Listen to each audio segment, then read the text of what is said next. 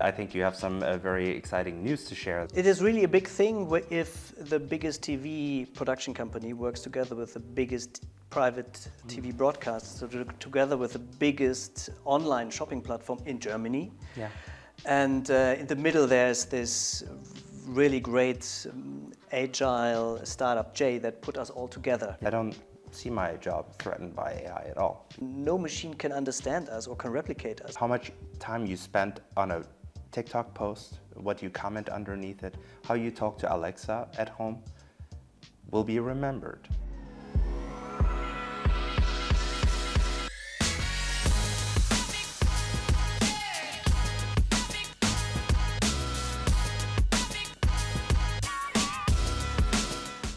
Hello and welcome to the EGN Podcast. I'm your host, Efe von Thenen. In today's episode, we're taking a deep dive into the exciting intersection of media entertainment and e-commerce. My guest, Sven Gronemeyer, is Head of Business Affairs and Business Development at UFA Serial Drama, the European market leader in the field of daily series. Sven and I will talk about a brand new and groundbreaking e-commerce collaboration between the RTL Plus and Zalando, introducing in-stream shopping to the German TV series Gute Zeiten, Schlechte Zeiten, Good Times, Bad Times. Now, without further ado, let's explore the future of content generation and online shopping together. Sven, welcome to our podcast. Very nice to have you here. Today we will be talking about something that we don't usually talk about. So you are very much, you're probably the closest person to the television industry that we've ever had. So very excited to start this conversation. Please introduce yourself. First of all, thanks for having me. And I can agree, I think I'm a bit special in this industry because when I was at the exposition, the e-commerce exposition, especially the night before, I didn't know anybody. I only knew the person who invited me to be part of the panel, and that was a quite new experience for me because normally in the media industry, in my media industry, wherever I go, I will know at least some of them. Yeah.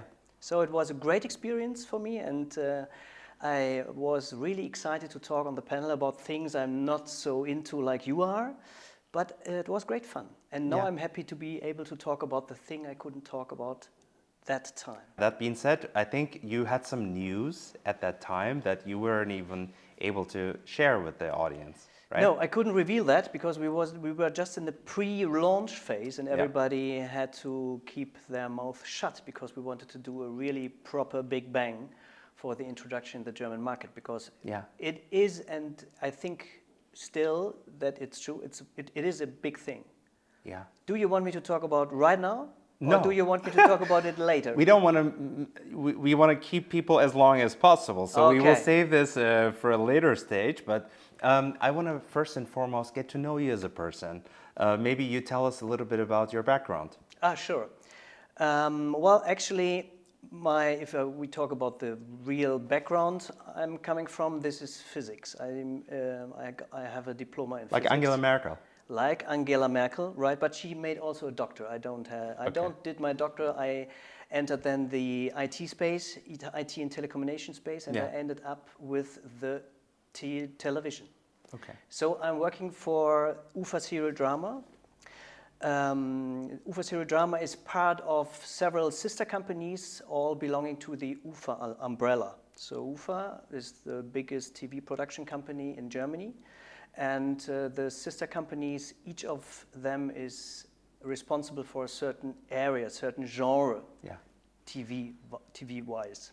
That means, for example, UFA Show and Factual is responsible for producing the big shows like the German Pop Idol, Deutschland sucht den Superstar, or the famous international format Farmer's Wife, Bauer sucht Frau, and a lot of other formats I don't want to mention here. Everybody can look it up. There's the UFA Fiction, mostly known for the big productions, for example, Germany 83, 86, 89 that we produced first for RTL and then afterwards for Amazon Prime. Yeah. We recently launched the only German original for Sky Productions, Helgoland 513. And then there is UFA Documentary, doing documentaries, like the latest documentary about the time witness, Zeitzeugin, forgot her name.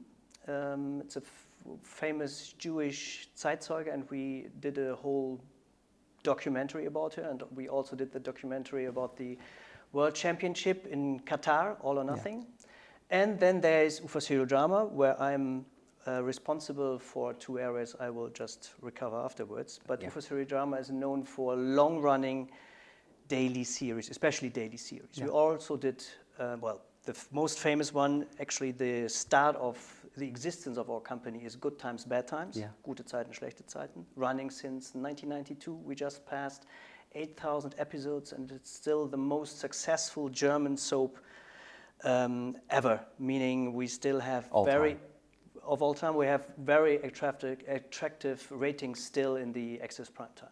Wow. We produce for every for every broadcaster, so not only for the private broadcaster RTL, where we have still running 3 series, but also for ARD, Forbidden Love, everybody knows this. Yeah. For ZDF, Path to Happiness, and Behind Bars, probably you know, that was a weekly, very successful for 8 years running. And this is my company, and all of it belongs to the RTL group, and on top of it there's the Bertelsmann group. That's why we become really international. Yeah, it's a huge pleasure to have you. I'm thrilled to find out how you see the industry, first of all, and we will talk about first and foremost some example. You mentioned Gute Zeiten, Schlechte Zeiten, Good Times, Bad Times. There, but going beyond that, you will hopefully give us a lot of examples how you see the development of the industry, because media is really expanding. There are many new touch points, how we engage with media content and how we see the future and the evolution. And also, most importantly, I'm looking forward to have a short discussion with you on the evolution of AI, because it's a huge disruption that's happening right now. So, but maybe you can you've mentioned the projects that you guys are running. It seems like a lot. And how many people you have in your organization? Referring to the UFA Serial Drama, I think we are nearly 1,000 people. Yeah. Not anymore, because we only have 3 running series currently, but if there's another one, we have to stock up. I'm not quite aware of my sister companies, because sometimes if there are projects, they hire. Yeah. They work a lot with externals. There's just a core working all the time and develop new formats and trying to sell them, etc. So we are still a medium-sized company so far.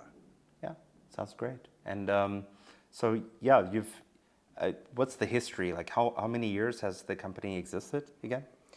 The UFA is very old, but it started as a pure movie company, there was only movies. It has a very complicated history regarding the Third Reich, for sure, the Nazi regime. And it was stopped in the 60s. And afterwards, Bertelsmann took over the rest of the brand.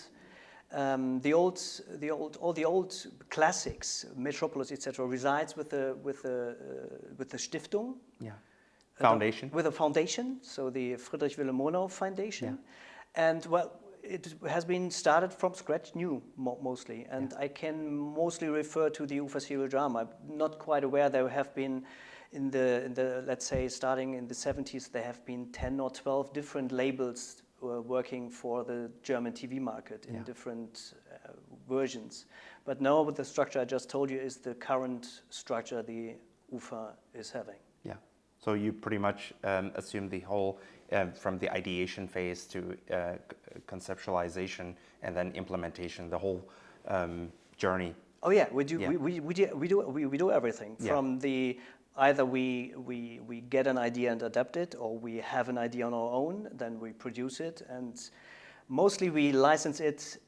Mostly, nearly like a buyout. Yeah. So we're not a distribution company in full, because we have restricted rights. But this is quite typical for the German TV market. Mm-hmm. That might be a big difference, for example, for the American market, where the networks, for example, they produce, they invest a lot, they have then the piece ready, and then they license it. Yeah. But this is a really big risk, and it is very difficult to take that.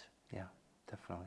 And I don't want to hold you too long from announcing the big news. So if you want to make the switch and tell us a little bit about this cooperation that you've had between RTL Plus and Zalando, and maybe we can start talking about it. Voluntarily, looking forward to it actually. It is really a big thing if the biggest TV production company works together with the biggest private TV broadcast, so together with the biggest online shopping platform in Germany. Yeah. And in the middle there's this really great agile startup J that put us all together. Yeah. Actually, the idea behind it is not that revolutionary. Meaning that I think that starting with the video, everybody thought about how could you combine that, video and shopping. Yeah. And I already talked about it in 2012 at the Mexico for a different series and with a different partner. Yeah. But there haven't been these big TV platforms. At that time, in 2012, we had to think about a secondary app. So not that it was really integrated in the entertainment Erlebnis, in the entertainment experience. Yeah. So we really had to make something work with the remote of the pay TV platform from Telecom. But now the situation is completely different. Everybody has an app. A smartphone, yeah. A smartphone, yeah. And every broadcaster has a Mediathek or a VOD platform. Yeah. So there is always the way directly back to it's not just a one-to-many, but it's a one-to-one situation in the time you are just let you entertain by, for example, good times, bad times. Yeah.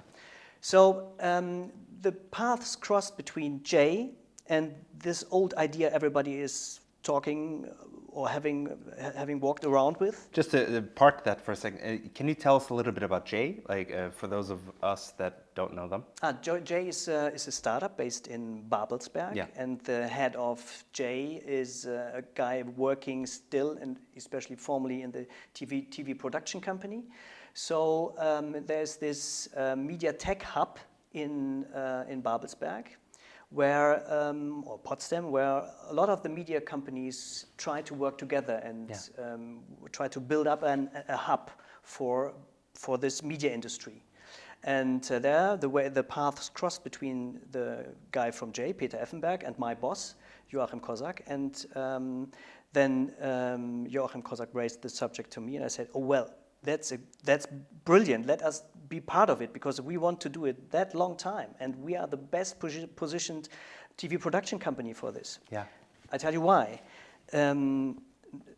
We have a long-running series. That means every efficiency benefit we will take it. So we have a very digitized workflow. We have a lot of data, all the metadata more or less in digitized form, stored in a database, and you can retrieve them and put them at your will to this or that application, for example. So we have all this digital information like who is playing in the scene, what is he or she wearing, what is in the background to see the whole experience of the studio, for example. We all have these data in digital form. Yeah. So Jay asked us whether we would like to participate in a test. And the test should be, you don't only see the guys playing on the screen, you can also get to know what they are wearing at the very detail. Yeah. I mean, a lot of people tried that. For example, in former times, it has been done by thousands of students, cheap human capital to get the data to look, oh yeah, this is a white blouse, this is a red blanket, whatever. But we have this data ready. So we said, no worries. Like clustering whatever they see? Yeah, clustering and identifying. Yeah. So I can see it's a gray shirt, but actually if I'm working for a TV production company, like we are. I know this gray shirt is from that brand, and it's that model. Yeah. Because we all have that categorized and archived, and we have all this information. It's funny you mentioned that, because when I think back on 2012, my girlfriend at the time in Germany, who's my wife now, she was working for, I don't want to name them, but for a big marketplace, and like doing exactly this, like identifying, clustering, but all manual effort. Probably Absolutely, yeah. A lot different these days. And still that gets more and more automatic by, for example, use of AI. But we have the knowledge directly, and without any hesitation, I can say this information is 100% correct, and we have we could give you the best information about that. And then we persuaded RTL to take place in this venture, and then. Well, RTL looked for an appropriate partner, and Zalando was very keen to be part of it. And it helped that one of the main responsibles on Zalando side was a former colleague of UFA. So he knew what we can deliver, and so he could persuade his bosses. And that was it mainly. Everybody was excited, and the biggest obstacle was to integrate this. First of all, to develop a very smooth interface, because that is key to everything, I think. A very smooth interface, and then integrate it in the RTL Plus app. And that was the biggest obstacle, because RTL Plus just had released the big all-in-one app from converging video, audio, and even magazines, etc. Okay. So the all-in-one apps, and as you know, for every platform you have to actually create a new app. Yeah. If you display it on iOS, okay, it's fine. But if you want to have it displayed on iOS, iPad, you already have to adapt. But there's Android, there are Fire TVs, Android in different areas, so on different models, etc. So this is a lot of work, and we had to be very sensitive, not to destroy the overall experience of RTL Plus. Sure. And how did you embed your own use case into it? Step by step, meaning we reduced the amount of work we had to do. We restricted to the iOS platform. Yeah. So it hasn't been offered to all of them. And that was mainly the key to it. So we restricted the programming work. How many developers worked on this? I'm not quite sure, but the RTL Plus development team is huge. Yeah. Probably it's you might not know yourself also. No, I really don't know. I was responsible for having all the things done on my side, meaning to open the database up so that there could be standard retrievals of the data, and we developed together a bit the overall smoothness of the interface. So we had a lot of trials whether we want to have it this way and that way. And one crucial point was also to have all the legal restrictions approved, or to have them respected, because the German market is quite regulated, what is a good thing, regarding content and advertising, or content and shopping. Yeah. So we couldn't go so far we wanted to go because of the regulation, but we came nearly to the point where we wanted to end up. Yeah. Walk us through how it looked like. So you from the expo, where you couldn't talk about it, where are we in time, and how does the use case really look like for the user, for the person watching it? So the exposition was in end of February, and we launched on 11th of March, and we published it the 13th of March. Yeah. I read a media release after the publication. Yeah, there have been a lot. Yeah. And we're still in the pilot phase, actually. Yeah. It is not yet decided to really roll it out. I'm quite confident that we do, but we are still in the phase of collecting all the data. Actually, there are so many data pots we have to align, we have to understand, especially their relation.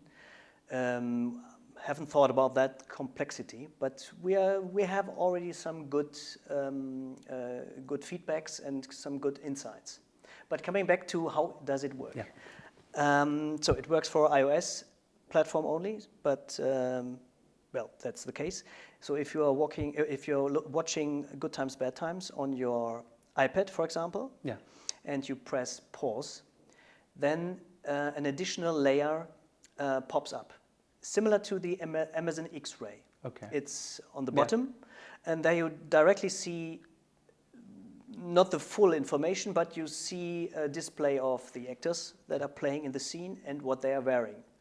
In case someone doesn't know, Amazon X-ray is when Okay. you pause on Amazon X-ray, you can see the details of the person that's visible on that screen. So if it's an artist, then you see the name and a little bit of an intro. Just wanted to put that out you're there. right. I thought that is common knowledge, but you're For right. the Not everybody. 0.05% of the people that might not know it. Yeah. You are fully right. Thanks for the addendum. And if you decide to you just want to watch, you just press pause again, and it disappears, and you watch Good Times, Bad Times. So it's not really disruptive. It's not interrupting the experience normally. That was a key point we wanted to achieve. It shouldn't be disruptive. Yeah. It should just be visible, and it should be as smooth and or as easy to understand that you don't need an introduction. Yeah. But for sure, it is crucial that everybody knows that there is something. So if you click pause, you see that.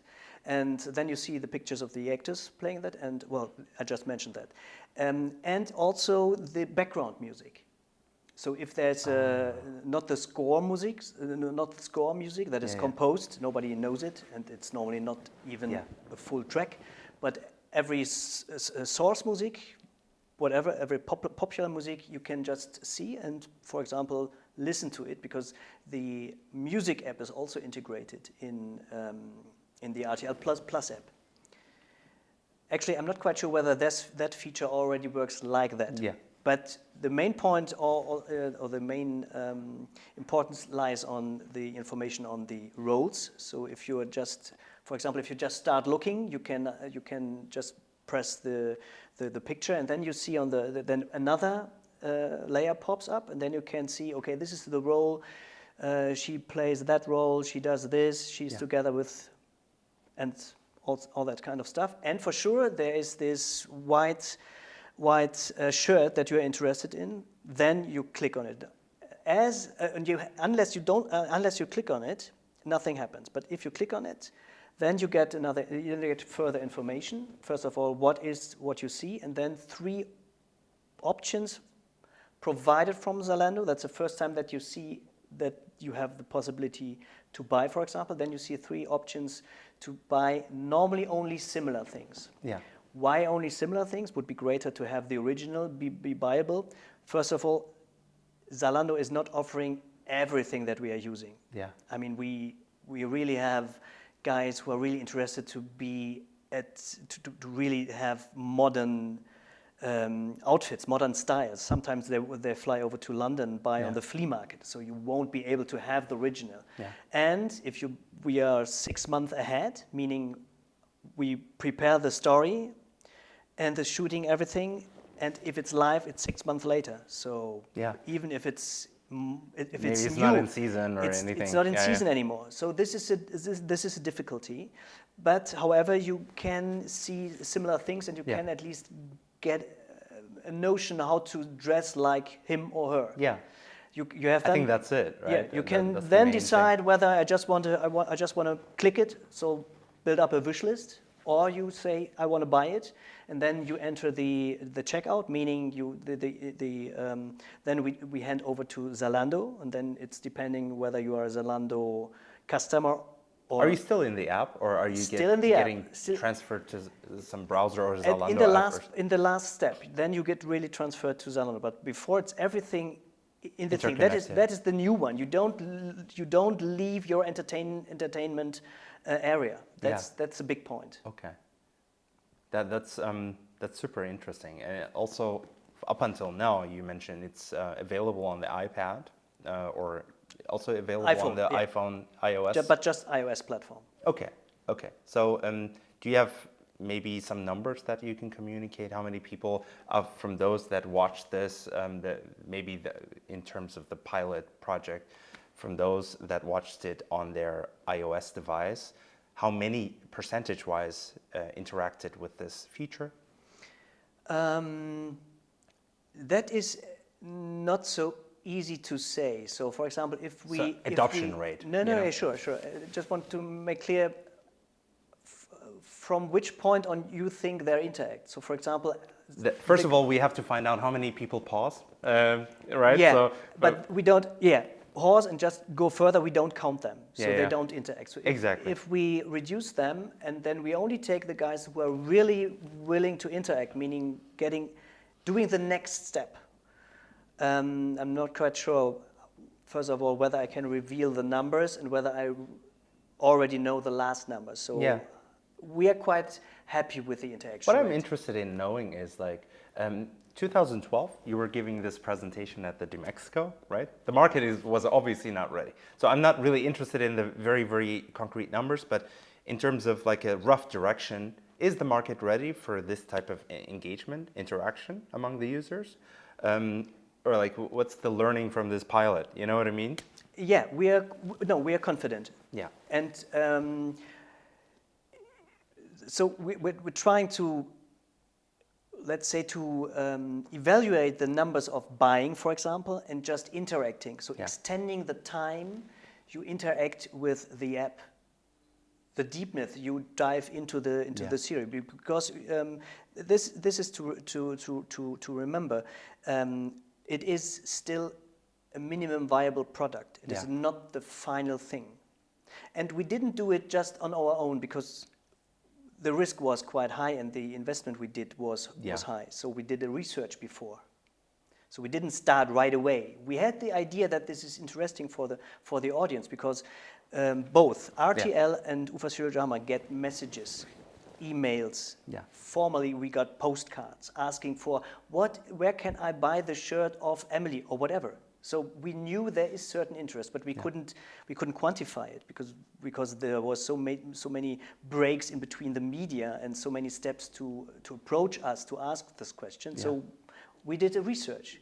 So we took one episode out of Good Times, Bad Times. We integrated all the data and we did qualitatively and quantitatively a research. So we had guys did an interview, let them play around, and then we had another bigger bunch of people where we sent them a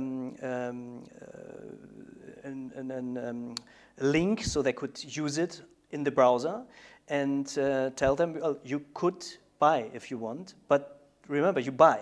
Yeah. You really buy. You spend money if you click on it. And the numbers have been extraordinary. Wow. And that's why we did the live real thing. I'm even thinking in the future, this is only the beginning, right? So in the future, you might even have like a complete tailor-fit stores per episode or something like that, where you up until now you've been mentioning, hey, this is the scene, this is what you get from this scene, but like you could be in general, like for example, I'm a fan of the series Friends, right? So I like some characters and I want to just look like them, you know, could be like they're my idol. So there could be a general concept, like I go to the store and I just find similar looking things from cooperation partners, right? It could be Zalando, could be other things. I think like for me, it seems to be a huge disruption, and I will challenge you a little bit because, so first thing, when I'm on TikTok, obviously being in marketing, my wife thinks I'm on TikTok too much because she still thinks that it's a platform for like little teenagers or something. But I think everybody who uses TikTok is at least 5 minutes too long on it. Yeah, I know. I'm even getting like warning messages. Hey, you have to leave the platform or something. Anyway, but one thing is interesting among the influencers. There are lots of comments. Hey, where's your dress from? Where's your? Oh yeah, that's such a cool T-shirt. Where did you get that? Like the people are, as I said, like they identify with these personalities and they want to be similar. I think. What do you think about that? Fully agree. Yeah. I mean, that fact worked always, showing cool people and telling the audience what they are wearing in this how are they called, these magazines, Sun, etc. The yellow press is full of it. I mean, you cannot afford what the idols wear, the pop idols, the big actors and actresses, but you want to know what they are wearing and always try to, if you are really look similar. Look similar. I mean, in a way, fast fashion is like the replication of that's why it's very fast, because famous people, they keep wearing different things, so you have to keep track of that. So I think it goes hand in hand with that, right? And for the guys on TikTok, it's even more, because they are real. I mean, for us, sure. Authentic, let's say. Fully authentic. So you know this is a real person. I would like to be like him. It's different to fictional formats.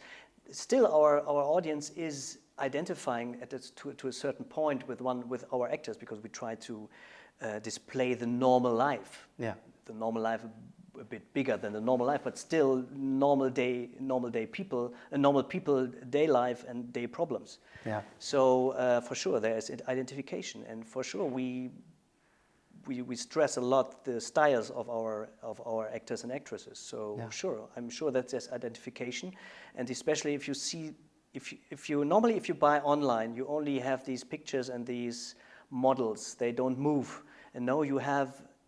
They started moving in many e-commerce websites. Okay, because sure, that makes it more natural. This could somehow be similar to, I go to the shop, I wear it, and I move in front of the mirror. But this is normally not the case in front if you buy online. It's so interesting, Sven, that you just mentioned this, because a couple months ago at the e-commerce Berlin Expo, as I held the opening speech, I mentioned one of the theses that I mentioned was e-commerce users, the consumers, they have some sort of a fatigue, you know. They're sick of going to e-commerce websites that almost 99% of them look identical, very similar experience, where you have to scroll through 2,000 clothes. There's the same category structure everywhere. It's for a reason, because it converts and it's like well researched and everything. But right now, these days, that there's like people are shifting more towards experiences. And when I hear you when I listen to you talk about this pilot project, I'm thinking that definitely goes into this direction. Like, it's more experimental. It's more of an experience where you're not just like a couch potato. Back in the day, 2006, the media companies. I think it was 2006, the media companies like Time Warner and everything, they weren't so interested in buying YouTube, but Google was, because they were assuming that they were assuming probably that, hey, how do you produce so much content? They weren't assuming, they were assuming that the viewer is a couch potato, right? The difference was Google made the assumption, or the thesis that the couch potato is not a couch potato, but someone that would provide user-generated content and put it up there. It started with cat videos, and then there were so many things that went over the roof, you know, and people kept pushing content, and it became like an addiction. And looking at these days, I think we are living through disruptive times, where also the way we buy things is massively disrupted, you know?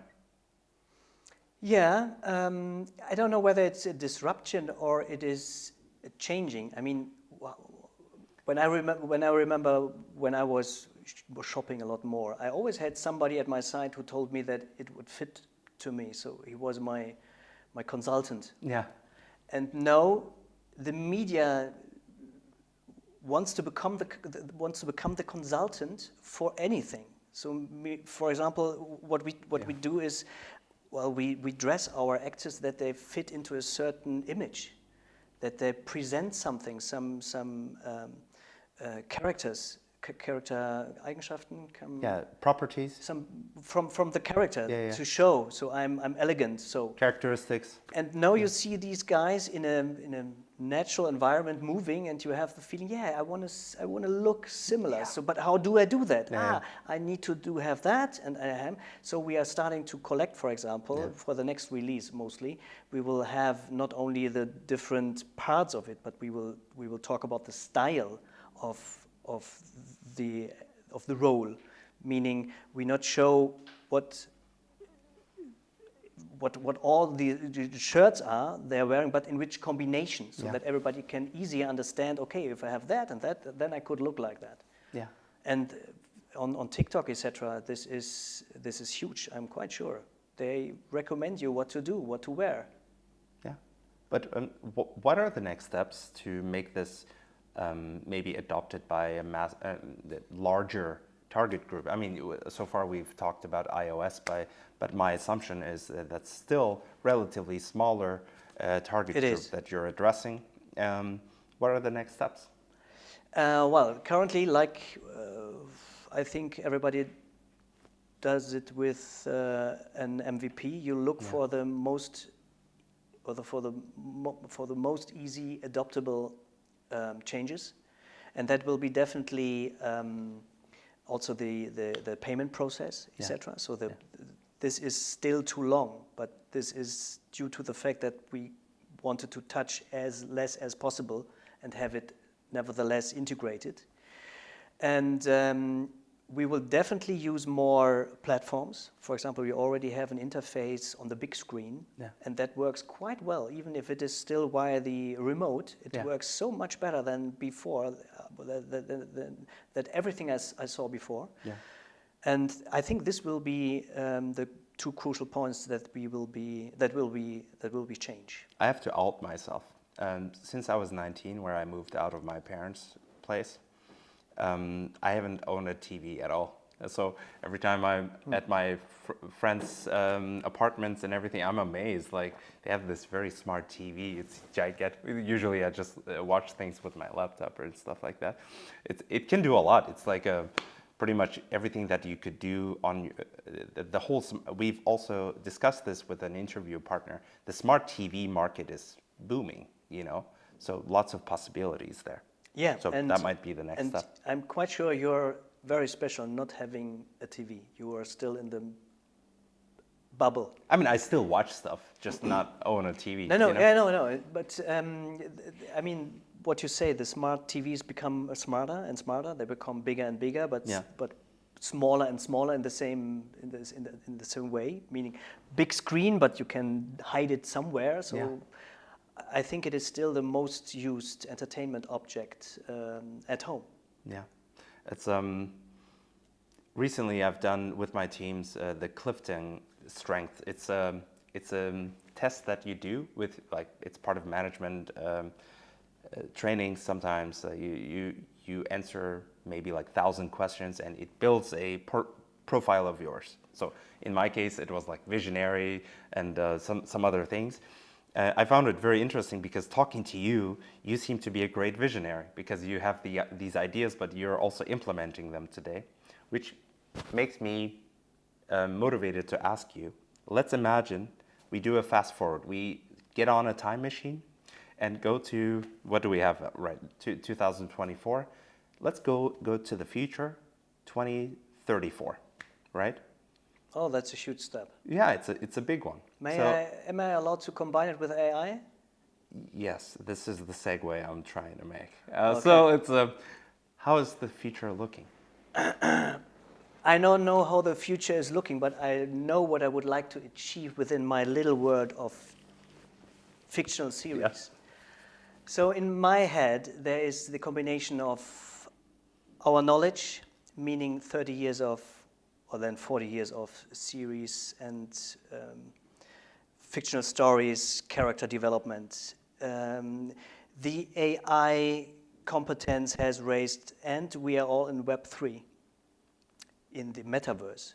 So I would like to have the possibility to have my really, let's say, realistic looking avatar of our actors, and the possibility to have the audience enter into it. And for example, if we restrict it to e-commerce, ask Emily for advice what to wear and where to shop.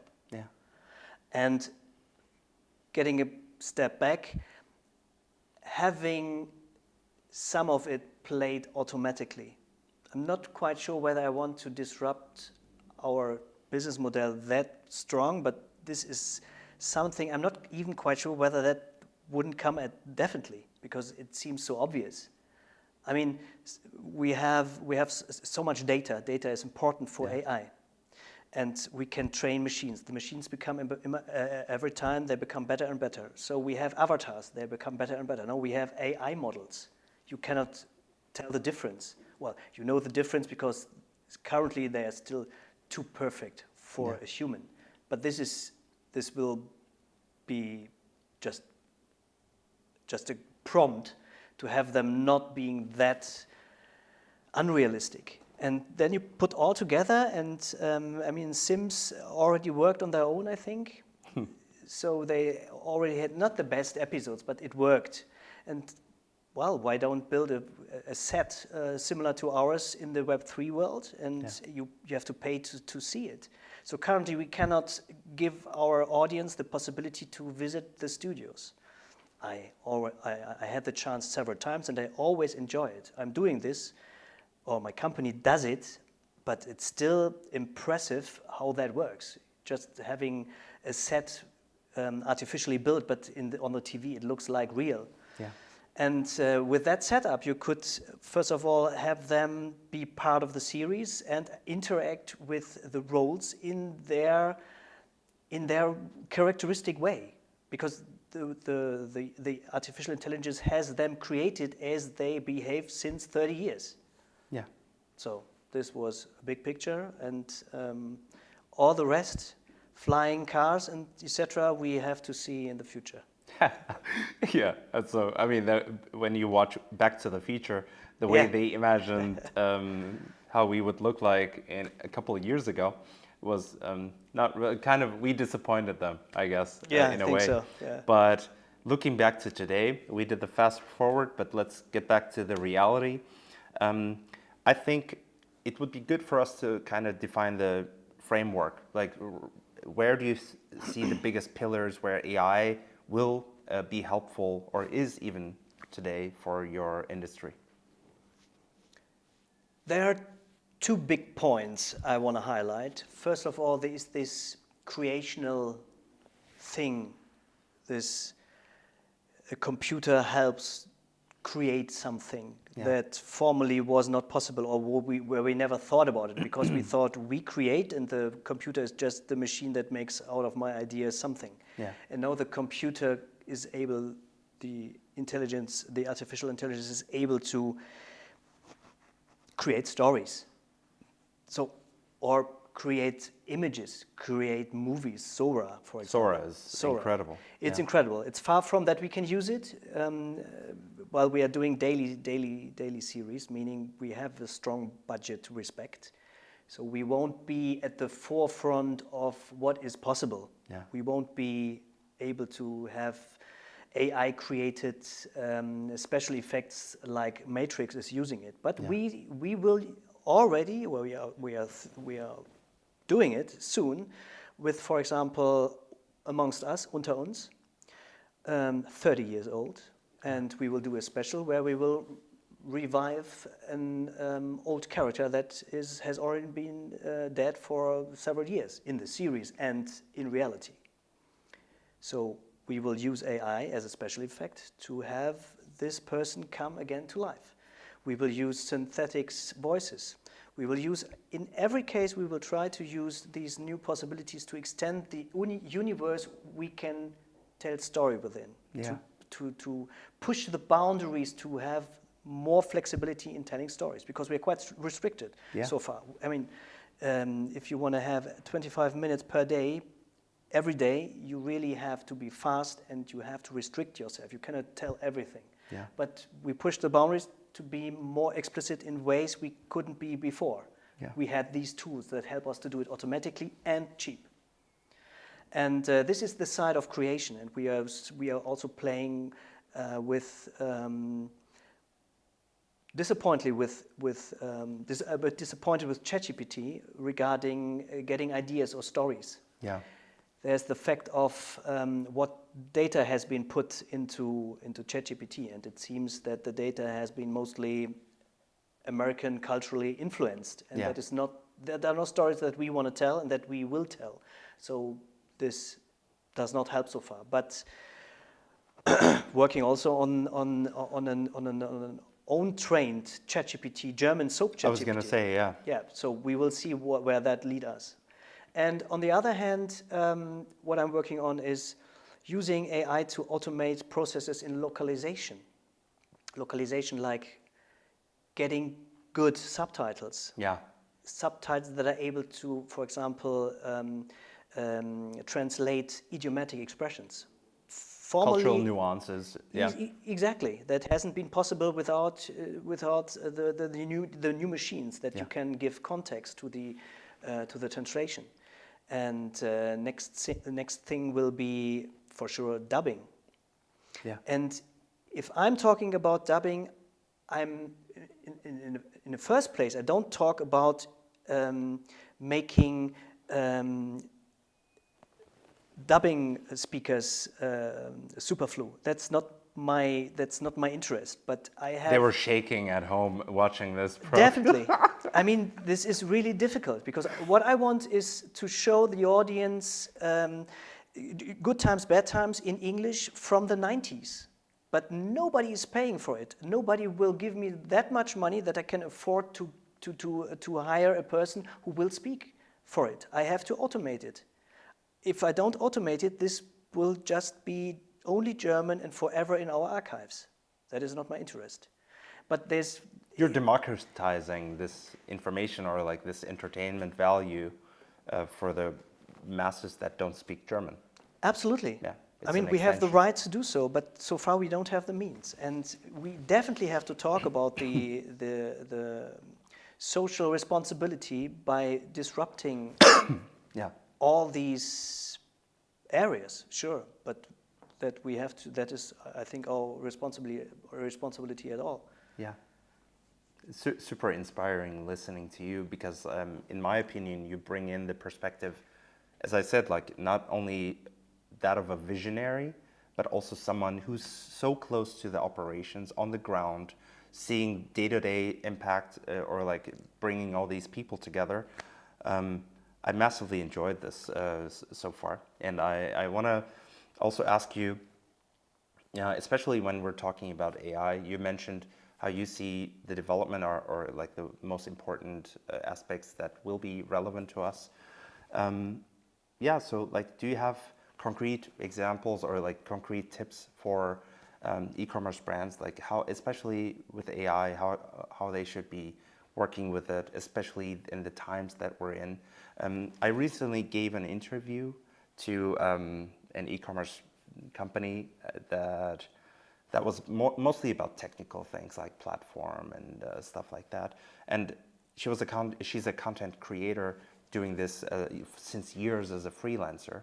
And she told me, I don't see my job threatened by AI at all because AI can't do what I can do. I'm like, what can you do so great? And she's like, I understand cultural nuances like, in a way that it's so complicated and so sophisticated, requires 30 years of not just data, but like also human to human encounters. And that's so sophisticated. And the way I bring it together is so unique that she doesn't feel herself threatened. But from my perspective, in e-commerce, I see massive help. Just utilizing this large language models and in a way that you can prompt it properly, then you can get value out of it, even today, right?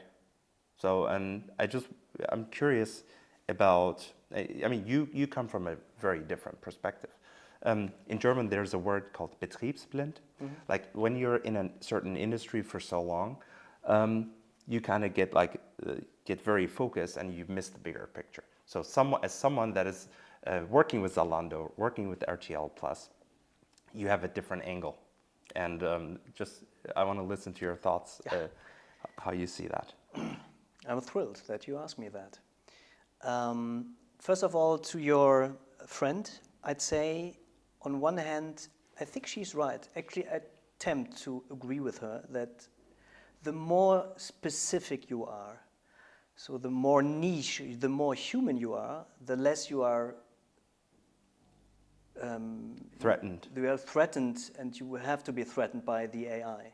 Another example, a friend of mine is translating books, and she said, "Well, I'm quite happy because I'm doing high literature, and the cultural nuances play a big role in my translations."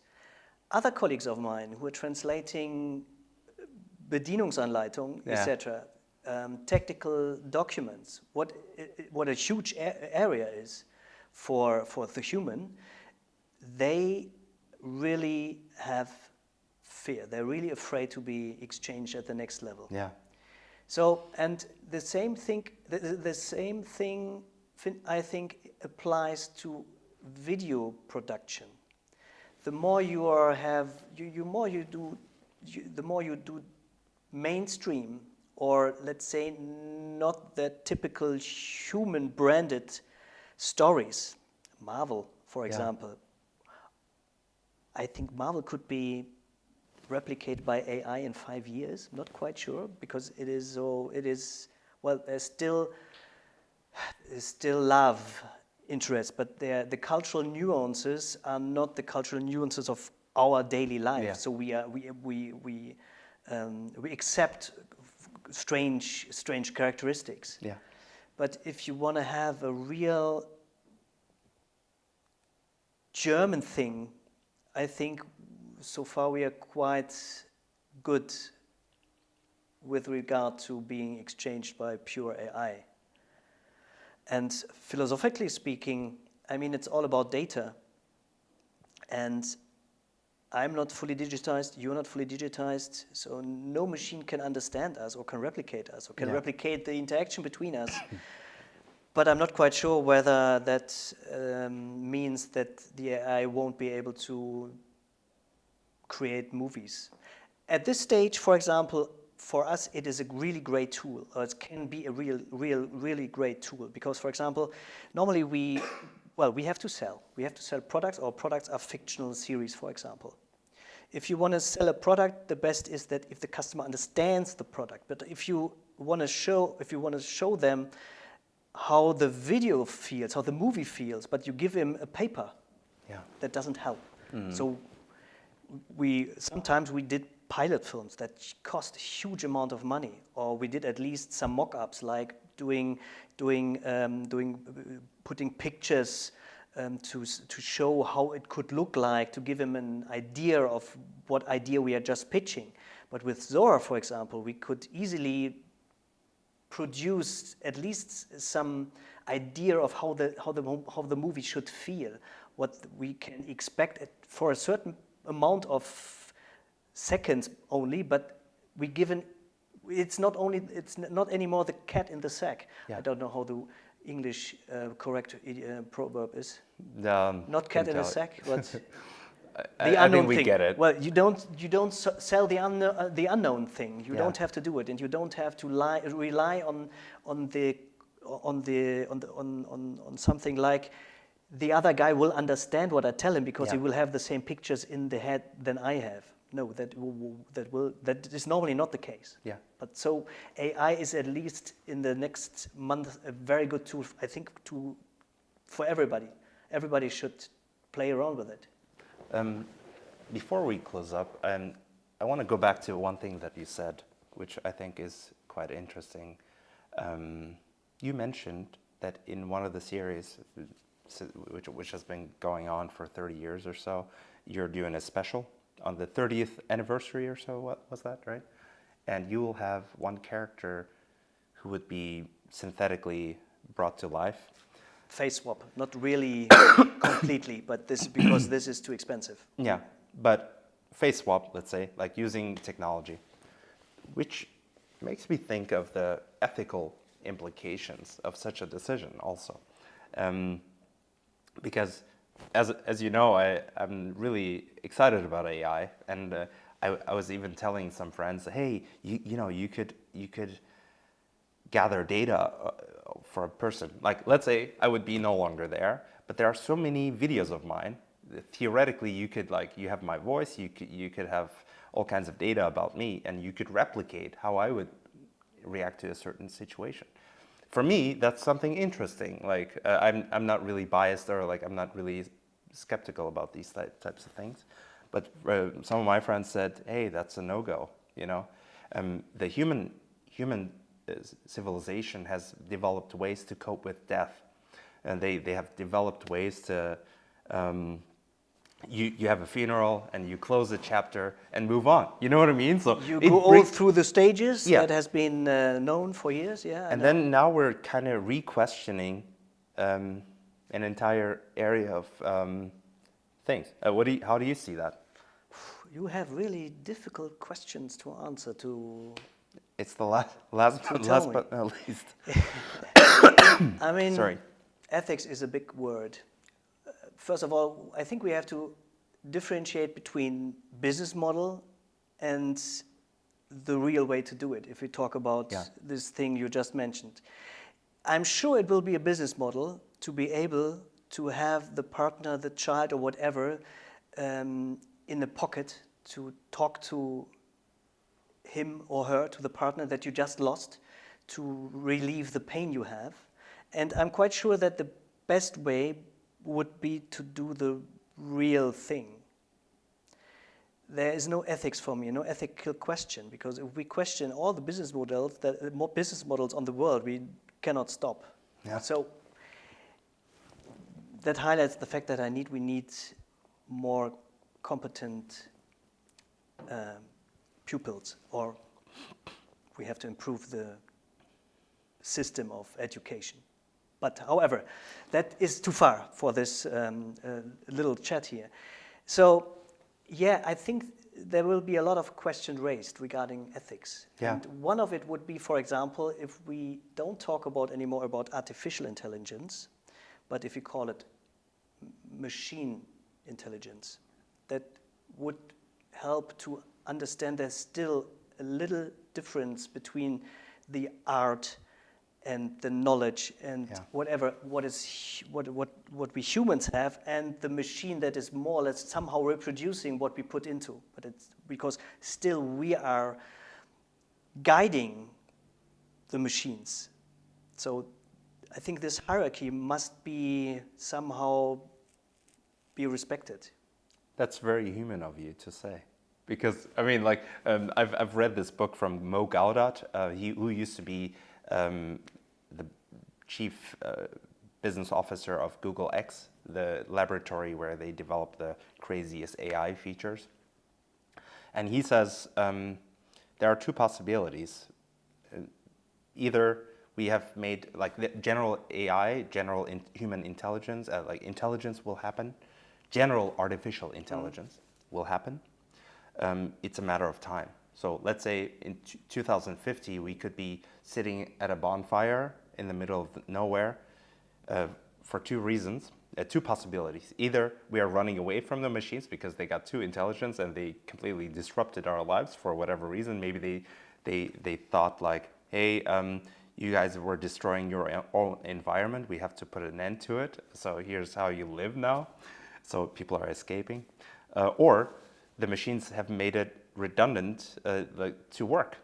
Maybe we're just living in this utopia world where we have time for our hobbies or whatever, And he says... For art and culture. He says you can influence everything that you do online, how much time you spend on a TikTok post, what you comment underneath it, how you talk to Alexa at home, will be remembered. So you and your data can make an impact on the perception of AI and how it sees the humankind in the future.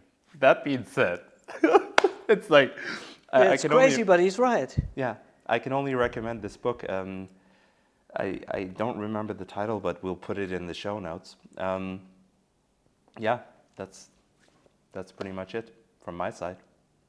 There's a lot to say, but thank you very much for having me. And it was a pleasure talking with you about some of my projects and the world in general. Yeah, we'll be watching what you do closely. I hope that you can move beyond the pilot phase and successfully implement it for a larger group of people. yeah, we'll be in touch. Thank you so much, Sven, for all the insights. Thank you very much. I hope you enjoyed this episode of the E-commerce Germany News Podcast. If you did, make sure to give us a thumbs up, leave a comment, and follow us on our channels. Feel free to also recommend this podcast to your contacts and friends that may want to know more about e-commerce, digital marketing, and success stories. Thank you very much for listening and watching, and see you on the next episode.